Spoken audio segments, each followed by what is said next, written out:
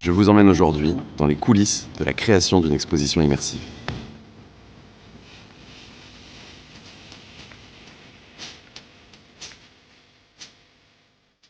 La première étape, c'est l'écriture d'un synopsis. C'est une collaboration entre les équipes de Culture Espace Studio, un directeur artistique, des conseils scientifiques et des iconographes pour écrire le contenu de notre exposition immersive.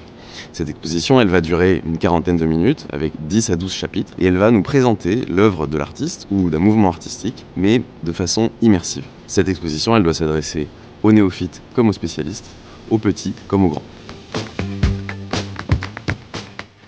Une fois que nous avons rassemblé l'ensemble des images en très haute définition qui vont constituer la matière première de notre exposition, démarre le travail d'animation. Ce travail est réalisé principalement avec nos studios partenaires comme Cutback ou SpectreLab ou chez Culture Espace Studio. On démarre d'abord par le détourage. C'est un travail minutieux et fait entièrement à la main pour aller isoler chacun des éléments de tous les tableaux et pouvoir derrière leur donner vie.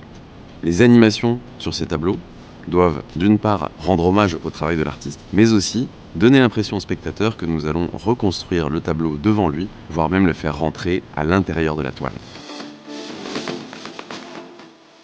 La particularité de Culture Espace, c'est que nous avons des lieux immersifs immenses et chacun avec leur propre histoire, sur lesquels nous projetons sur l'intégralité des murs et des sols. Lorsque vous allez au cinéma, vous regardez toujours un seul et même écran.